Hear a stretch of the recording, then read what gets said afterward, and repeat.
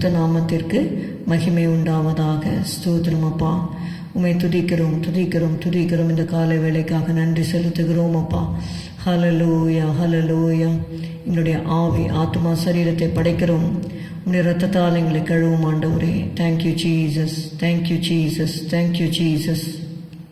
ஸ்தோத்திரம் அப்பா. என்னை விசாரிப்பவர், என் பாரங்கள் சுமக்கின்றவர். என்னை விசாரிப்பவர், என் பாரங்கள் சுமக்கின்றவர். என்னை கைவிடாதவர், இயேசு என்னோடு உண்டு. என்னை கைவிடாதவர், இயேசு என்னோடு உண்டு. பரீட்சை இந்த தேவன் அனுமதித்தார், பரிகாரம் அதற்காய் செய்து முடித்தார். பரீட்சை இந்த தேவன் அனுமதித்தார், பரிகாரம் அதற்காய் செய்து முடித்தார். ஏனென்று கேட்பதில்லை நான், எந்த நன்மைக்கென்று அறிந்திடுவேன். ஏனென்று கேட்பதில்லை நான், எந்த நன்மைக்கென்று அறிந்திடுவேன். கர்த்தர் எனக்கு அனுகூலம், அதை நன்றாய் அறிந்திடுவேன். கர்த்தர் எனக்கு அனுகூலம், அதை நன்றாய் அறிந்திடுவேன். கர்த்தர் அனுகூலம் என்றால் யார் எனக்கு எதிராய் நிற்பார்?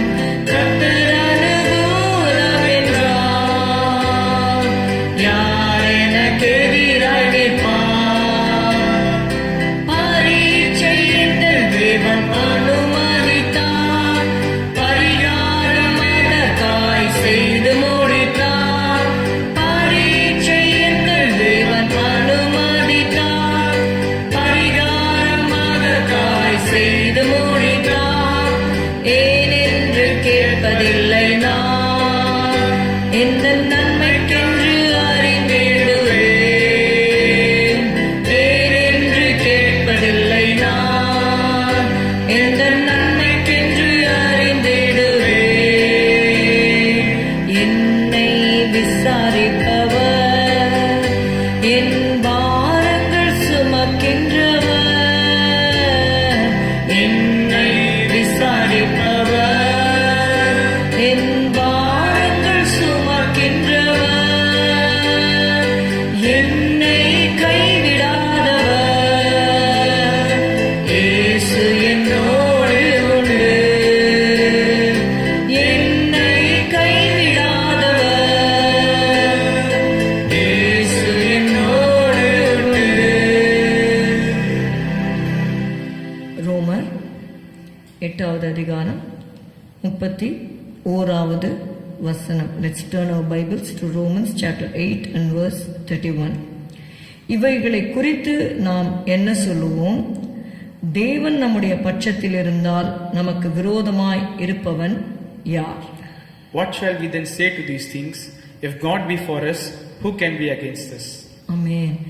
If God be for us, who can be against us? சங்கீதம் 118 6-7 வசனத்திலே நாம் வாசிக்கிறோம். கர்த்தர் என் பட்சத்தில் இருக்கிறார், நான் பயப்படேன். மனுஷன் எனக்கு என்ன செய்வான்? எனக்கு அனுகூலம் பண்ணுகிறவர்கள் நடுவில் கர்த்தர் என் பட்சத்தில் இருக்கிறார். என் சத்துருக்களில் சரி கட்டுதலை காண்பேன். The Lord is on my side, I will not fear.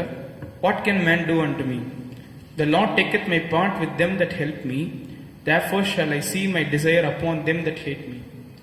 ஆமென். இங்க பார்க்கிறோம், கர்த்தர் நம்மை விசாரிக்கிறவர் மாத்திரமல்ல, அவர் நம்முடைய பட்சத்தில் இருந்து நமக்காக செயல்படுகிறவராக இருக்கிறார். ரோமர்ல நம்ம வாசித்தோம், அப்போஸ்தலனாகிய பவுல் சொல்லுகிறார், தேவன் நம்முடைய பட்சத்தில் இருந்தால் நமக்கு விரோதமாய் இருப்பவன் யார்? சங்கீதக்காரன் சொல்லுகிறார், கர்த்தரின் பட்சத்தில் இருக்கிறார், நான் பயப்படேன். எனக்கு அனுகூலம் பண்ணுகிறவர்கள் நடுவில் கர்த்தர் என் பட்சத்தில் இருக்கிறார் என்று சொல்லி நாம் வாசிக்கிறோம். கர்த்தர் நம்முடைய பட்சத்தில் இருக்கும் பொழுது நமக்கு அவர் என்ன செய்வார் என்கிற 2 காரியங்களை இந்த நாளில் பார்க்கலாம். எசேக்கியேல் 36:9. Let's turn to Ezekiel chapter 36 and verse 9. இதோ நான் உங்கள் பட்சத்திலிருந்து உங்களை கண்ணோக்குவேன், நீங்கள் பண்படுத்தப்பட்டு விதைக்கப்படுவீர்கள். For behold, I am for you, and I will turn unto you, and ye shall be tilled and sown. You shall be tilled and sown. இதற்கு முன்பாக பார்த்தோம்னா அவங்க விதைப்பு இல்லாமல் தனித்து விடப்பட்ட ஒரு சூழ்நிலையிலே காணப்படுகிறார்கள். ஆண்டவர் சொல்றாரு, நான் உங்கள் பட்சத்திலிருந்து உங்களை கண்ணோக்கும் பொழுது நீங்கள் பண்படுத்தப்பட்டு விதைக்கப்படுவீர்கள். Now my face shall be towards you and you shall prosper and be fruitful. நான் உங்களை கண்ணோக்குவேன் என்று சொல்லும் பொழுது நாம் எதை அறிந்து கொள்கிறோம்? God says, now my face shall be towards you. என்னுடைய முகத்தை, அதாவது நான் உங்கள் பட்சத்திலிருந்து உங்களை கண்ணோக்குவேன். அதை ஆங்கில வேதாங்கமத்திலே ஒரு டிரான்ஸ்லேஷன்ல we read like this, now my face shall be towards you and you shall prosper and be fruitful. You shall prosper and be fruitful. The desert land will be repopulated. அதைதான் 10ஆம் வசனத்திலே ஹல்லேலூயா 10ஆம் வசனத்திலே நாம் பார்க்கிறோம், நான் உங்கள் மேல் இஸ்ரவேல் வம்சமாகிய மனுஷர் யாவரையும் வர்த்திக்க பண்ணுவேன், பட்டணங்கள் குடியேற்றப்படும், அவாந்தரமான ஸ்தலங்கள் கட்டப்படும்.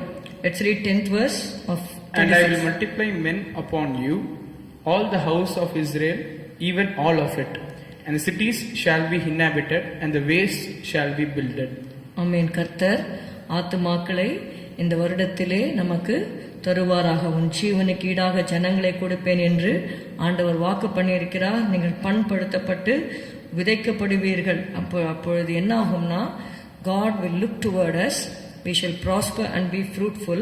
நான் உங்கள் மேல் இஸ்ரவேல் வம்சமாகிய மனுஷர் யாவரையும் வர்த்திக்க பண்ணுவேன். I will give you souls, says the Lord. இது முதலாவது காரியம். கர்த்தர் நம்முடைய பட்சத்தில் இருக்கும் பொழுது அவர் நம்மேல் கண்ணோக்கமாக இருந்து நம்மை வர்த்திக்க பண்ணுகிறார்.